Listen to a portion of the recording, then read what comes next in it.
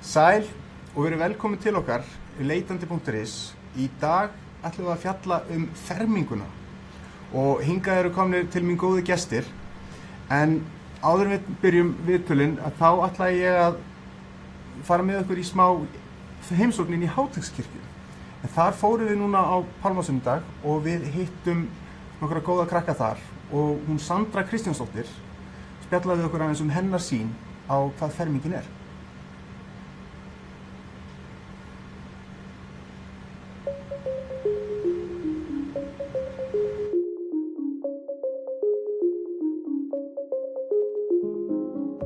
Ég heiti Sandra Kristjánsdóttir, ég í Háteigskóla og ég að fermast í Háteigskirkju.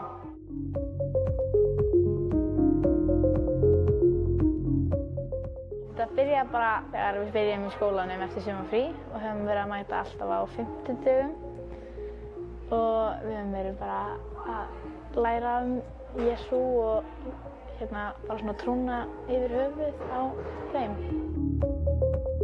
Við erum búin að læra bara svona söguna, svona hvernig Jesús fæddist og allt þannig og hvernig hann dó og það sem gerðist á milli þess og svona líka táknin svona í trúnni, einhvern veginn svona hvað krossinn merkir og svona þannig.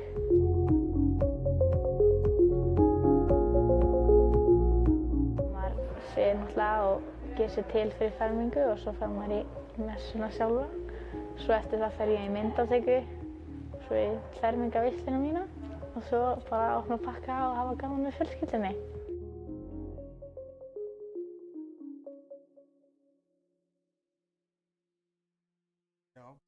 Það er gaman að heyra inn í Söndru og hvernig hún sér sinn fermingardag sem í vændum. En hjá mér eru nú Páll Óskar Hjálmtýsson, ertu velkominn. Hæ. Og Jóhanna Þórhallsdóttir, sæl. Páll Óskar, fermingin þín, manst þú eftir því að hafa fermst? Já. 1. apríl, ég man þetta ekki alveg ártali, hvort það hefur verið 83 eða 4, en ég var með síta aftan. Og ég man að rafmagnið fór af. Veislan var haldin heima hjá mér á Sólvallagötunni, troðið hús af fólki og ég man aldrei gleyma að rafmagnið fór af kvöldið og við neyddumst þess að kveikja á kertaljósum, bæði til að sjá hvort annað og bara vita hvert við værum að fara. Og þetta var það skemmtilegasta sem ég lenti í, vegna þess að í myrkrinu þá töluðum við allt öðru sér saman. Þá fólk þurfti að við þurftum að jafnvel skipta umræðuefni, ég man að tónninn hjá öllum breyttist, ég man að við þurftum að nálgast hvort annað með svo mikilli varfærni. Nei, er þetta þú? Já. Það var niðamyrkur. Það var niðamyrkur. En skemmtilegt. Rafmagnið fór af Reykjavík, sko. Já. Það er álag. Já. Fermingarálag. Er það ekki? En þessi tími og þessi stemning, fermingin, skipti hún máli á þessum tíma? Fyrir mig persónulega? Í sjálfu sér var fermingin mín ekkert ýkja sterk trúar upplifun vegna þess að hún var komin. Ég er 5-6 ára gamall þegar ég er út í garði með mömmu og ég man að það var brjálæðislega gott veður, það var sól og hiti og mamma er að planta jarðarberjum í beðið í garðinum og ég er 5-6 ára og ég man að ég var berfættur og finn einhverja geðveika tengingu þegar tærnar á mér snertu moldina að þá einhvern veginn fann ég bara svo sterklega fyrir því að ég væri partur af alheiminum, að ég væri partur af einhverjum hring sem tengdist sólinni og mömmu og þú veist, hún er að planta einhverju og láta það vaxa og ég veit ekki hvað. Og í dag þá heitir þetta að verða fyrir andlegri vakningu. Okay. Þú veist, þarna kom mómentið þar sem ég vissi að það væri til eitthvað að núti sem sumir kjósa að kalla Guð. Aðrir vilja kalla aðri mátt. Og mér er svo sem slétt sama hvað fólk kallar það, en ég finn mjög sterklega fyrir þessu mætti. Og svo geng ég gegnum mín tímabil, þar sem ég fyrir í fíl út í Guð og brjálast út í hann, yfir í að hlutirnir fari ekki eins og ég vil að þið fari og egoið kikkar inn og þegar ég að fermast, þú veist, þetta 13-14 ára, þá ég í brjálaðri fíl út í Guð. Okay. Og ég að gera þetta bara fyrir peningana. Og mér langaði ég þess að Sinclair Spectrum leikjartölvu þarna og ég fékk hana. Það var ógeðslega gaman að henni. Og í rauninni trúar vakning kemur ekkert og kikkar ekki inn fyrir en ég orðin fullorðinn í kringum 30-aldurinn þegar virkilega þegar ég, þú veist, gekk á vegg. Þú veist, þegar þú upplifir einhver áföll í lífinu eða verður fyrir einhverju gríðarlegu álagi eða jafnvel röð áfalla að þá kemur þeim tímapunkti í mínu lífi að ég þurfti að endurskoða allt mitt líf upp á nýtt. Já. Og viðhorf mitt til þess og bara hver in charge. Og þetta sem ég upplifi svo brjálæðislega persónulegt. Þetta svo gríðarlega persónuleg upplifun að ég get ekki vippa þessari upplifun yfir á hvern annan. Þú veist, ég get setið inn í 3 klukkutíma með þér og reynt að tala um það, en ég mun aldrei fá þetta til að skilja það hvað ég upplifi. Þannig að ef ég ætti barn sem ég á ekki, og ekki miklu líkur á því að ég eignast börn, ef ég ætti barn og það kæmi sem sagt að þessum fermingar aldrei, ég myndi aldrei í lífinu knýja barnið eða reyna að hafa áhrif á það eða reyna að selja því þá hugmynd að það fara að ferma sig. Ég myndi einmitt taka samtali við það og spyrja, nú ert þú orðin 13 ára, ég myndi byrja að spyrja, viltu ferma þig? Ef að svarið já, veistu hvað það þú veist. Nákvæmlega. Af því ég vissi ekki hvað það var þegar ég var 13. Nei. Og ég hafði ekki hugmynd hver þessi prósess væri og hvað, er þetta staðfesting á því að ég heiti Páll Óskar? Er þetta staðfesting á skírninni? Ég var gjörsamlega clueless. Og ég man sko að fermingafræðslan var svo sem allt í lagi.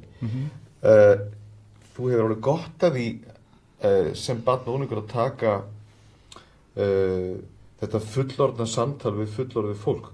En þú getur gert það líka með foreldriðinum og forráðamönnum og jafnvel bestu viniðinum og ef þú ert leitandi barn fyrir það fyrsta og spyrð spurninga þá getur svo sannlega fengið svörin við þeim jafnvel undir öðrum kringumstæðum heldur en í fermingarfræðslunni.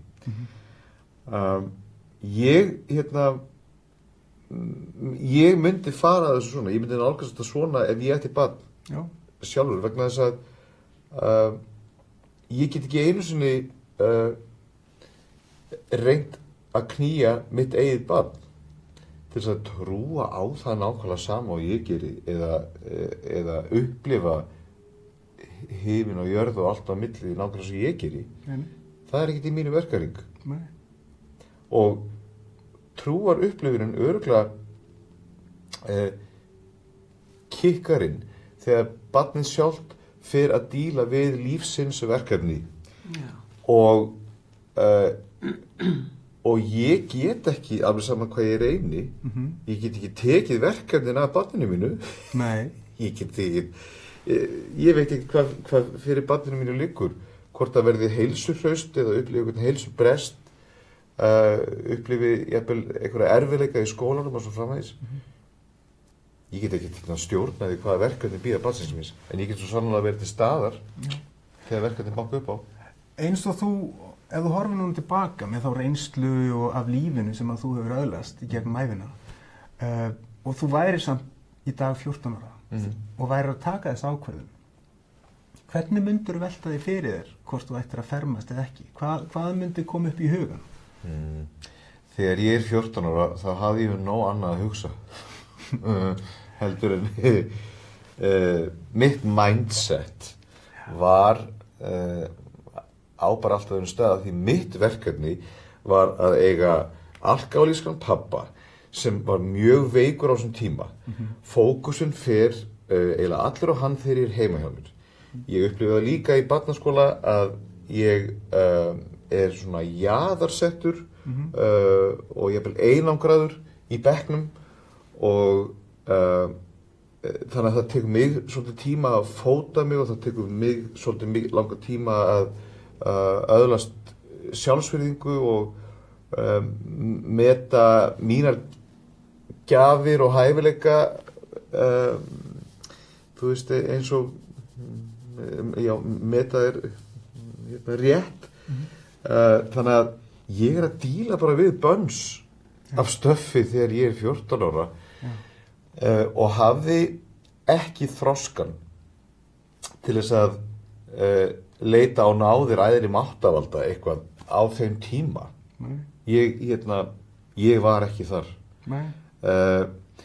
Ég þurfti að fá að upplifa það að leita í ákveðin flótta, hvort sem það hét, þú veist, tölvuleikir, bíómyndir, þú veist, ég sat stundum heilu dagana og teiknaði, þú veist, og ég þurfti að fá að feta þá leið í frið og ró og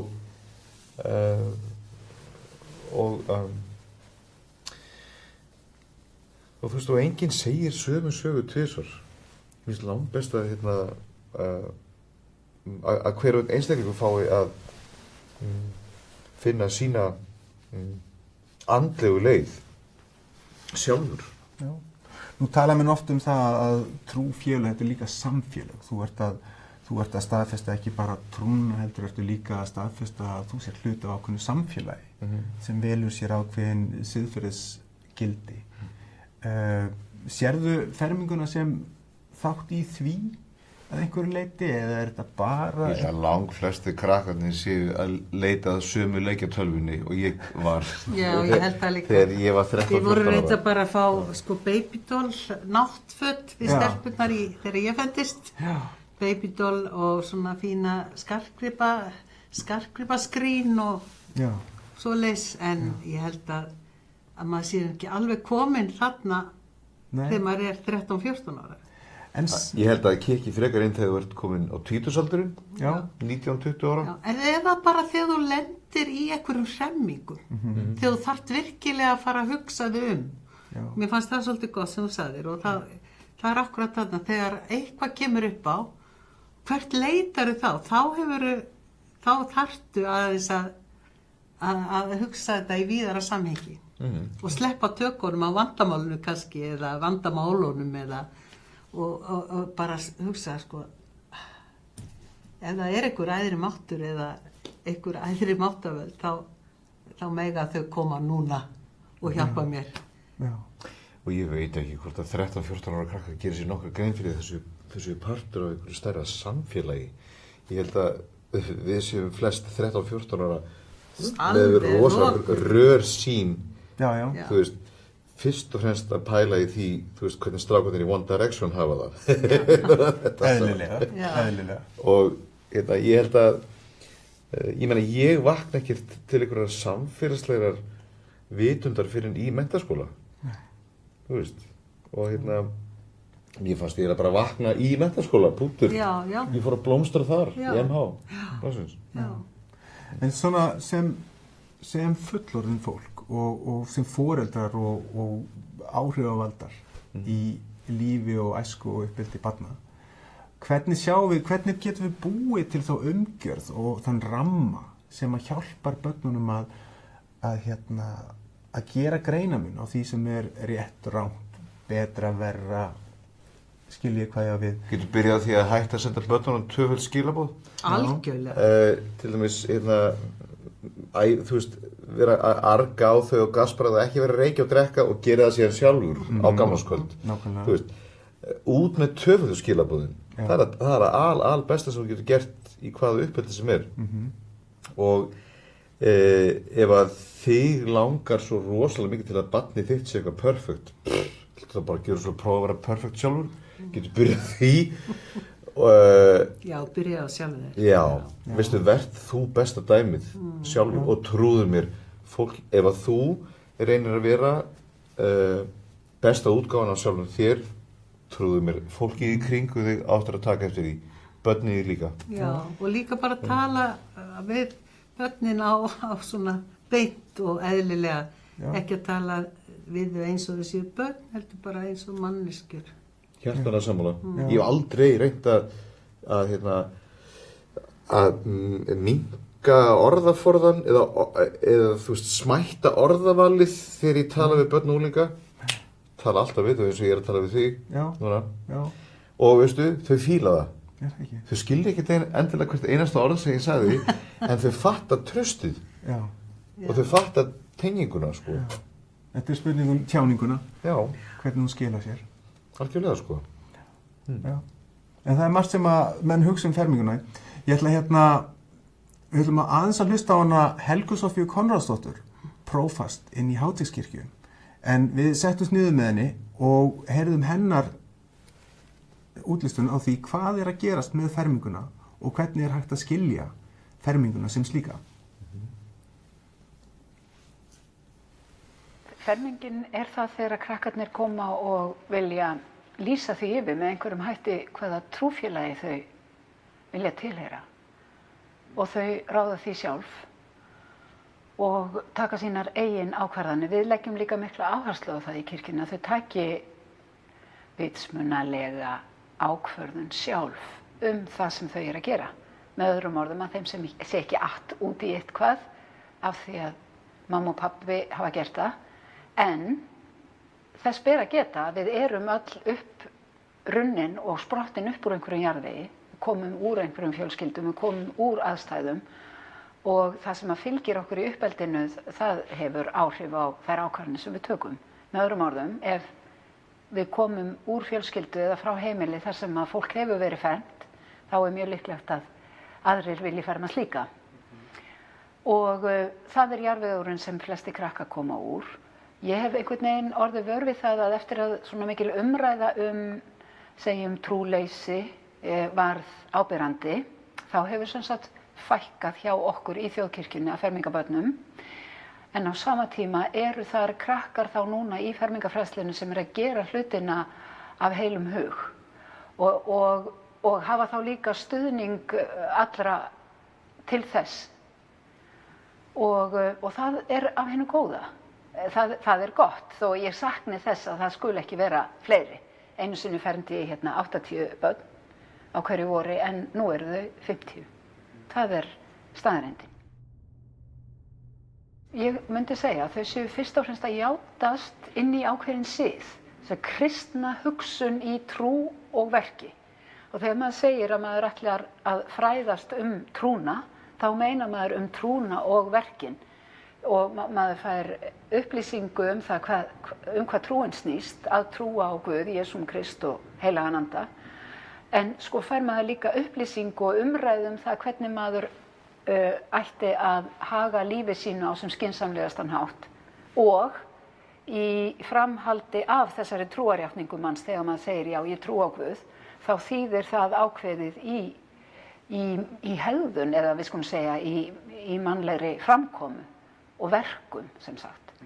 Og þá er kannski fyrst og fremst hægt að segja að það sem skiptir máli í því sem við erum að kenna þeim verkin og hegðunina að taka allt fólk gilt að bera virðingu fyrir öllu fólki, afstöðu þess, þá líka með tilliti til trúmála og allra hluta, að sjá Krist í náunga sínum. Að þegar þú hittir aðra mannesku, að þá sérðu Krist í þeirri mannesku. Í þessari kirkju er það svolítið upp á gamlamóðin þegar að börnin koma einu sinni í viku og fá sína fermingafræðslu og við hittum þau og við kynnumst þeim. Við leggjum mikla áherslu á það hér í þessari kirkju að fá að kynnast börnunum. Að þau kynnist prestunum sínum og kirkjunni, altså kirkjuhúsinu hérna og safnaðarheimilinu og hvaða þjónusta er veitt hérna. Þau munu sennilega búa hérna áfram og þá finnst okkur áríðandi að það séu gagnvegir á milli kirkjunar og heimila þeirra. Sko þau viti, þetta er þessi kirkja, hérna eru þessi prestar, við getum leitað til þeirra þegar við þurfum á því að halda. Og endra nær. Svo er til önnur leið í þessari fermingafræðslu og hún er svo nefnilega að hitta börnin í eina viku áður en skólinn byrjar á haustin og þá á hverjum einasta degi og taka námsefnið á skemmri tíma. Það er önnur leið bara. Svo eitt sem við gerum líka, við förum út úr bænum, við förum í Vatnaskóg og gistum þær í 2 nætur og það svona hápunktur fræðslunnar, þeim þykir það mjög gaman. En þegar við fáum börnin hérna inn fyrir dyr, þá langar okkur mikið til þess að þau upplifi sko bæn, eða að við höfum hvernig fermingarfræðslutíma eins og litla guðþjónustu í hvert skipti. Við biðjum, við syngjum og við fáum fræðslu. Og þetta með sönginn skiptir mig mjög miklu máli, af því að í söngnum fáum við ákveðna útrás fyrir bæði líðan okkar og tilbeiðslu til Guðs, eða lofsöng og lofgjörð. Og það gaman að syngja, það gaman að syngja í partíum og á fótboltavellinum, og í kirkjunni mjög mikil áhersla lögð á söng sem vettvang fyrir þessa lofgjörð, eða útrás líka fyrir vanlíðan og góðalíðan. Í fyrsta lagi best að segja það að trúin ein af þessum grundvallar þáttum í hverri mannesku. Það að segja, eins og við höfum þörf fyrir að borða og gleðjast og njóta, þá höfum við líka þörf fyrir að trúa. Mannlega grundvallar þörf sem heitir trú. Í öllum menningarsamfélögum þetta ljóst og verður áberandi, og hvert samfélag með sínum hætti finnur sín svör í trúarbrögðunum. Við þessari þörf mannsálarinnar sem heitir á okkar máli að trúa á Guð. Við gerum þetta svona og þau gera þetta svona í annarri álfu og í öðru landi.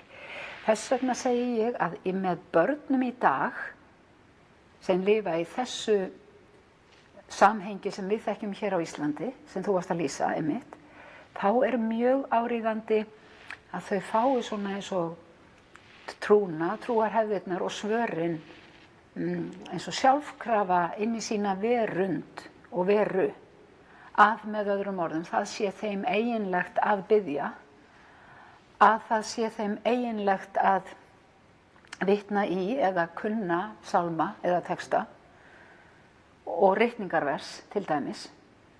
Það við að reyna að kenna þeim, því þegar þau komast í hann krappan, ekki heldur þegar, eins og hendir okkur öll, þá þarf þessi trúarsannleikur að koma upp á yfirborðið hjá þeim. Þau þurfa að kunna eitthvað, þau þurfa að geta gripið til einhvers, þau þurfa að kunna atferli þegar þau fara í kistulagningu eða útför, og á þennan hátt nýtist trúin nútíma barni alveg á sama hátt eins og barni í fornöld til dæmis. Þetta sama barnið þótt mörg þúsund ár séu á milli, eða nokkur þúsund á minnsta kosti, að þá manneskjan alltaf eins. Manneskjan af holdi og blóði og hún notar önnur meðul í dag en hún gerði í fornöld eða á miðöldum, en við erum mannsbörn og Guðsbörn. Það hefur ekkert breyst. Ég veit ekki hvort að þetta svara með einhverjum hætti. Þetta við að reyna að kenna þeim og að þau gangist við því og játi þessa trú, og við erum að reyna að leggja gott til inn í þetta trúaruppeldi. Ef þú myndir bara spyrja mig þennan vetur sem undangengin, þá myndi ég segja hvað við eigum gott að eiga þessi börn að fá þau hér inn fyrir dyr, inn fyrir þröskuldinn, og fá þau hingað og fá að hafa áhrif á þau, hvernig þau búa til sína lífsskoðun, fá að hitta þau þennan vetur og hafa gott fyrir þeim, leitast við að hafa gott fyrir þeim, kenna þeim það sem gott og fagurt og fullkomið, að gleðjast með þeim, fá að syngja með þeim, fá að vera saman. Mér finnst þetta alltaf jafn mikið þakkarefni og mér finnst þetta ferlega skemmtilegt. Sem betur fyrr þykir mér gaman að hitta unglinga. Það eins og hverjum Guðsgjöf, var mér sagt daginn. Þú mátt nú þakka fyrir það, Helga mín, það fyrir að þykja gaman af því að vera með unglingur. Ég myndi segja alltaf, við getum alltaf lært af börnum, og það sem þau eru svo hreinar og góðar sálir. Þau segja það sem þeim býr í brjósti, þau eru einlæg og opin, Þau spyrja það sem þarf að spyrja og það sem þau langar til að spyrja. Þau eru ekki að reyna að vera dónaleg eða uppivöðslusum þegar þau koma með skrýtnar spurningar. Þau bara vilja fá svör.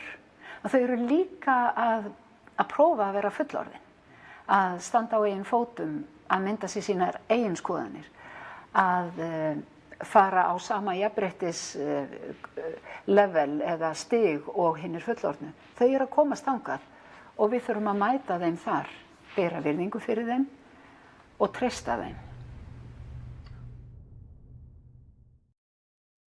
Já, að mynda sér síðan eigin skoðanir. Jóhanna, segðu mér, þegar þú fermdist, hvernig var það? Það var bara, við fermdumst öll í den tíð, sko, í kirkju og ég var í Álftamýraskóla og fór í Grensássókn og þar var ég búin að vera stundu kölluð í kirkjuna og beðin að lesa upp og svona því að ég var ágætt í því og svo kom að þessu að ég var fermd og ég fermdist nálægt afmælisdeginum mínum sem í apríl og þetta var rosalegt mál að ég var búin að vera að safna hári og það var mjög mikið mál að safna hári, sko, ég svo þykkt hár, það var svo mikið og ég fór í greiðuna og lét greiða mér og fekk æðislega greiðslu með slöngulokkum og ég held ég að hækka sko helming og ég var í svona háum lakkskóm og bróði minn teiknaði sko dressi sem að ég fór í og það var svona í svona P.O. Proby stæl sem var svona popstjarna í den og með svona einhverjum flottum ermum og þetta var mamma saumaði og Dúna frænka og allir kallaði til og þetta var svo gaman og svo sko allt í einu var bara fókusin á mig sem að, þú veist, þetta var, mann var eiginlega, sko maður var bara í þessari fjölskyldu og það var ekkert verið að gefa manni eitthvað mikið pláss eða athygli eða, jú, ég var yngsta stelpan og fekk alltaf pláss fyrir það en svona þannig að þessi dagur var mjög sérstakur, allt í einu að koma fullt af fólki bara til mín og gefa mér gjafir og svona, þetta var mjög yndislegt og þetta var þetta stór dagur en hversu trúið ég var á þessum tíma, ég átta mig eiginlega ekkert á því. Ég var bara,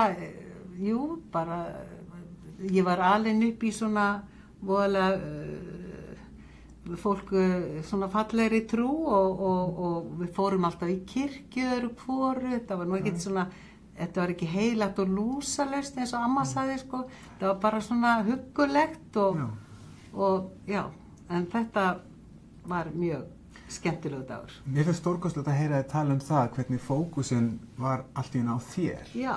Og bara upplifunin sem slík að nú eru allir þarna bara fyrir þig. Já. Er það ekki frábært? Það var náttúrulega alveg frábært og svona maður var hálf feimin við það líka sko. Já. Af því að maður kunni ekkert á það að vera í aðalhlutverki. Nei. En þú manst mikið til eins og þú lýsir hérna fatnaðinum og gjafirnar og maður fekk fína gjafir, hringa og menn og frændurnir og frænkurnar komu með babydoll náttföt og þetta var svo æðislegt. Svo fór maður að hlusta það á svo fór maður til vinkvennanna sko á eftir og við vorum með plötuspilara og hlustuðum á Woodstock alveg út í gegn sko og kunnum öll lögin og sungum með og ég spilaði gítar og þetta var svo gaman sko. Þetta tímabil, Svona hátíðisdagar eins og þessi og sérstaklega þegar maður tala ferminguna, fermingu sem slíka, að það að koma öll fjölskyldan í þeim eina tilgangi til að óska þér til hamingju. Það hlýtur að hafa áhrif og gefa manni ákveð veganesti til að fara með áfram að sjá hvað á bakvið manni í því samhengi. Örugglega sko, maður áttar sig ekkert á því. Nei. þetta er bara hluti að þetta er hluti í því að vaksa úr grasi. Já. Að þetta nú er það búið að staðfesta skírnina og svo heldur maður áfram, svo fer maður í menntaskóla og þá kannski svona fer maður að lifa meira og svo lenda í ástarsorgum og svona. Auðvitað. Og þá svona fer maður að ganga á veggi. Já, nákvæmlega. Var þetta svona að svipa hjá þér líka? Þegar fjölskyldan kemur til að fagna þér? Já, vissulega. Alveg full íbúða fólki. Já. Og hérna... Í myrkri? Í myrkrinu? Í myrkrinu, á endanum. En, sko, ég hérna í rauninni, ég upplifi þetta ekki endilega sem einhverja manndómsgöngu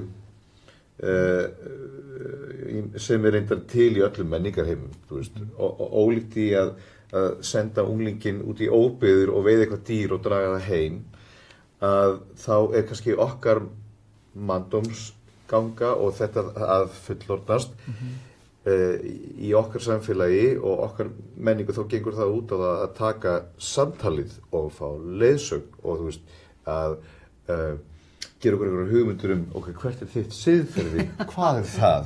Það kemur ekki fyrir löngu seinna. Kemur ekki fyrir löngu seinna, en þarna ættiru 13-14 ára að vera búin að taka út þroskan til að taka mitt það samtal og að fara að spyrja spurninga. Þú biður leiðsögn og sem betur fyrir, og ég sé það núna, allir pabbi og mamma, þau virkilega gerðu sitt besta til þess að undirbúa mann nefnilega andlega fyrir allt sem á eftir kom. Já, kannski gerði það gerðist ekki bara í kringum fermingardaginn. Nei. En það var nú ekkert mikið verið að tala svona djúpt við mann, sko. Nei, ekki kannski þegar við erum ung, alls ekki. Nei. Ég held að sé meira gert að því í dag. Ég held það líka. Já. Og krakkarnir eru fljótir að pikka upp. Já, algjörlega. Og þau kunna að googla hluti sem við gátum ekki, þú veist. Og þannig að það er alveg bara hið besta mál. En ég held að þegar upp er staðið þá er þetta, fermingin einmitt, þetta er svona þjálfunarbúðir í siðferði. Já. Ef eitthvað er. Já. Það er, og þetta eru spurningar sem þú þarft að spyrja þig að hvort sem þú ert á fermingaraldri eða tvítugur eða síðan fertugur. Algjörlega. Það sleppur enginn við þessa sjálfskoðun. Einhver tíma. Og það sleppur enginn við sjálfsvirðingarspeilin mikla. Þú veist, eitthvað með þetta þá verður að standa fyrir hana speilin og spyrja sjálf þig, ok, er ég að lifa lífinu sem ég vil lifa eða er ég að fá allt mitt líf og allt mitt gildismat í lífinu að láni frá einhverjum öðrum? Algjörlega. Þú veist, er ég einhverju bullandi meðvirkni að sigla, þú veist, í einhverjar ógöngur, sko? Já. Er ég það áhrifagjarn að ég get... Er ég að taka mínar ákvarðanir eða ákvarðanir vina minna? Þetta. Mér finnst bara allt í lagi að fara að pæla í þessu þegar þú ert 13. Já. Hvort þú gerir það innan kirkjunar eða í stofurheimi á foreldriðinu. Já. Þú getur gert það hvað sem er. Alveg. Já. En hvernig er eins og þú varst talað, þú fórst og hittir vinkonuna líka og þið voru að hlusta á tónlist. Er þessi hópur og þessi fermingarhópur, haldið þið tengslum í dag? Nei, engum tengslum. Nei. Svo bara heldur lífið áfram. Já. Ég vundi fóða mikið í kirkju, ég var með 100 krakka í bústaðakirkju, í söng og kórum í 15 ár, sko, og er núna hérna með galleri meira segja í Háteigskirkju sem ég er að koma að stað. Já. Og þannig að ég hef alltaf verið svona kirkjukona og kirkjurækinu, ég hef sungið í jarðarförum og brúðkaupum og eins og þú líka og þegar maður en mér finnst mikið atriði að þegar ég, bara fyrir mig, að það sé þessi athöfn, að athöfnin eigi sér stað í kirkju, það hefur einhvern veginn, ekki áhrif heldur mikla þýðingu fyrir mig að fólk sé jarðað í kirkju og svona, mér finnst það gott gott. Kannski ekki ákveðin partur fyrir fermingabarnið, Já. að upplifa það að sé athöfn, ég þarf að dressa mig upp, Já. ég fer í lagningu og Já. þetta allt saman, að þetta ekkert ósvipaður prósess eins og bara þegar þú tekur til heima hjá þér áður en gestir komi í heimsókn. Já, Þegar þú tekur til, þá ertu að búa til stemningu. já, Og þetta er svona ákveðið Kaflaskipti. Já. Og þetta er eitthvað svona, Ákveðin maður þarf aðeins að fullorðnun. setja sig í stellingar og það er gott að hafa þessi athöfn sem á sér stað. Þegar fólk giftir sig, þegar fólk fermist, þetta er svo falleg athöfn og hún er svo, þetta er einhver dagur sem þú vilt mun eftir og það er fór gott að gera þetta, finnst mér, í kirkju. Já, Af því að það er kannski af því að ég trúi. já. Kirkjan sem bara sameiningatákn, komum saman í kirkjunni. Já. Og og við vitum alltaf að við getum leitað til hennar þegar þarf á að halda. Já. En svona þessar athafnir sem slíkar, að það getum við sagt að séu kaflaskipti, að nú byrjar annar þáttur í lífinu, þú ert svolítið að fara að hugsa öðruvísi, þetta er þessi aldur sem byrja að skoða í kringum sig, spurningarna verða harðari og kröfurna verða meiri. Er við þar eða er fermingin á snemma, er hún á seint? Hvað? Úf, ég held að sé allt of einstaklisbundið. Já. Ég veit ekki. Upplifunum af... Já, það var allt í lagi hjá mér þannig sko að vera 13-14 ára en ég athöfnislit er bara staðfesting og svo getur þú gengið út úr þjóðkirkjunni eða út og inn þess vegna aftur eða þú veist þetta er bara persónlegt. Já, alveg svakalega. Ég meina, spurðu 500 manns hvernig þið upplifðu jólin og þú færður örugglega 500 mismunandi svör. Já, Þú veist, nákvæmlega. jólin eru bara brjálæðslega erfið fyrir sum og Já. þú getur ekki beðið fyrir þessi jól verið búin. Þú veist, þannig að það er enginn þarna til sama hatti. Enginn. Ég held að ég er allan búin að læra töluvert á því að heyra Já, það er fínt. segja. Þegar maður hugsar þetta og maður segir, jú, þetta er spurningin það að taka púlsinn, hvar er ég stattur í lífinu og að þegar maður fagnar svona ákveðnum áfanga, þá verða þessi kaflaskil, það verða skil, að þú hættir að vera þetta litla barn, það er farið að hlusta á þig og fólk er farið að leita til þín, þú ert að fullorðnast og þú ert byrjað að hafa sterkari skoðanir á því sem er að gerast í kringum þig og byrjar að leita eftir þínu sjálfstæði. Já. Og maður markar það kannski svolítið á þessum punkti. Maður hittir alla fjölskylduna sína, síðasta skipti sem barn og þau taka á móti manni. Man finnst að vera orðin eldri, sko. Já, maður er orðin eldri. Maður er orðin eldri og ég flýtti mér að klippa mig alveg eftir þetta, sko, og þá breyttist náttúrulega allt. Er það ekki? Jú. Það gerist allt þarna upp úr fermingu. Spennandi tímar. En við ætlum allavega að fara núna páskana og heimsækja nokkra fermingar og heyra í fermingabörnum hvað þau eru að hugsa. En Páll Óskar, Jóhanna, ég langar að þakka ykkur kærlega fyrir að hafa komið hérna og eytt þessum tímum með okkur og velt þessum spurningum fermingana. Og hvað að gera páskana? Ég er bara að fara að spila Ísafjörður á morgun, Nei. Spott, Kópavogi á laugardaginn og Selfoss, Hvítahúsið á sunnudaginn. Ég vinn alltaf, allar helgar, allar páskar. Og svo, ég er svolítið lúinn núna því að við erum líka að sýna Rocky Horror í Borgarleikhúsinu. Já. Það er alveg 5 sýningar á viku, sko. Þannig að líkaminn er svolítið að venjast álaginu, þú veist. Og að því að hver sýning á Rocky Horror er eins og að vera í 2 bootcamp tímum á háum hælum. Þannig að þetta er svolítið... Mamma mér. Þetta er svolítið mikið, en sem betur við þá líður þetta hratt og ég finn alveg að skrokkurinn er fann að fatta, þú veist, álagið. Þannig að haga seglum eftir vindi. Mjög gott. En þú, Jóhanna? Ég ætla að fara á morgun að hlusta á dóttur mín að syngja í Matthíusapassíunni og svo ætla ég að fara að æfa með 3 klassískum á laugardaginn og svo á sunnudaginn ætla ég að halda upp á páskana. Flott. Og síðan er ég bara að undirbúa sýningu sem ég er að mála fyrir í Þýskalandi. Þannig að bara fjör hjá mér. Enn og aftur kæra þakkir og við verðum hérna aftur í næstu viku á sama tíma með spennandi gesti. og við munum láta vita líka hvað verður á döfinni hjá okkur. Takk og bless í dag. Gleðilega páska. Du, du, du, du, du. Já, það ekki.